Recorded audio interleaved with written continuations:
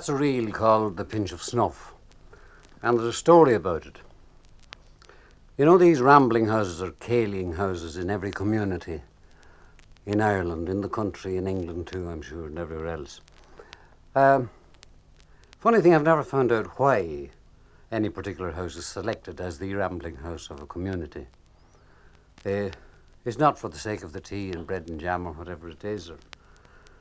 A rambling house could be away a mile up a boreen, not for necessity central. And this rambling house I'm going to tell you about was owned by a bachelor who lived by himself.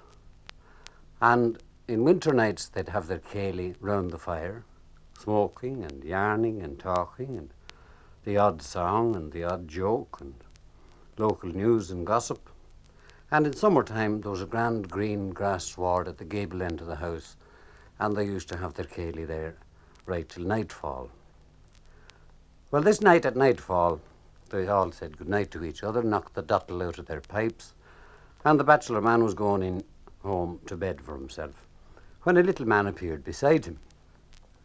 "I hear you're a great man," he says, "for the frakes and the frolics and for the tunes and the music and the songs and the dance and the drink and the ladies and all that."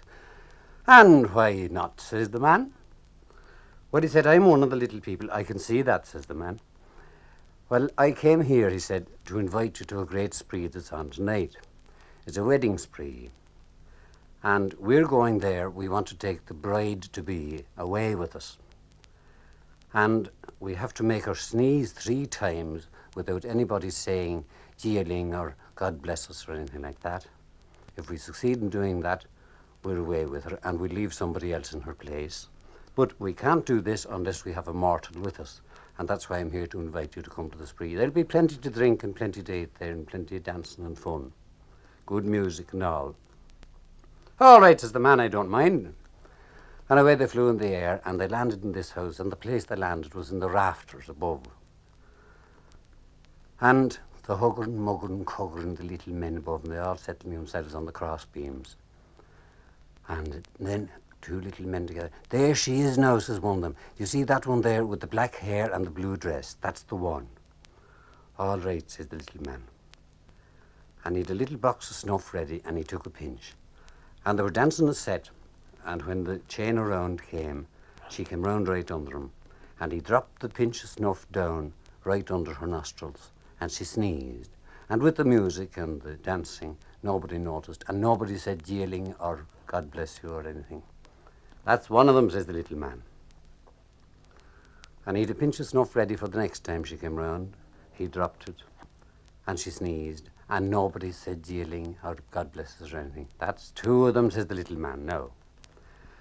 Well, my man, poor fellow up in the rafters with them, he was beginning to think this was a queer kind of caper he was out on altogether. He was beginning to disapprove of it, and his conscience was pricking him, you know. And she danced the 3rd time around. Little man dropped the pinch of snuff, and she sneezed. "Jeeling is that," says the man in the rafters, and he was dropped down amongst the whole crowd. They're all dancing. And there was amazement and consternation. "Who are you, and what were you doing up there, and you're a stranger, and all this." And he silenced them all, and he explained how the fairies had taken him there to bring this young lady away, the bride-to-be, to take him with them and leave somebody in their place, and that if he hadn't said jeeling as that on the 3rd sneeze, she'd be gone. They were very thankful to him, and they wined and dined him. I don't know how far he was from home or how he got home, but the point of the story is that the tune that the piper was playing when all this caper was going on was called The Pinch of Snuff ever since.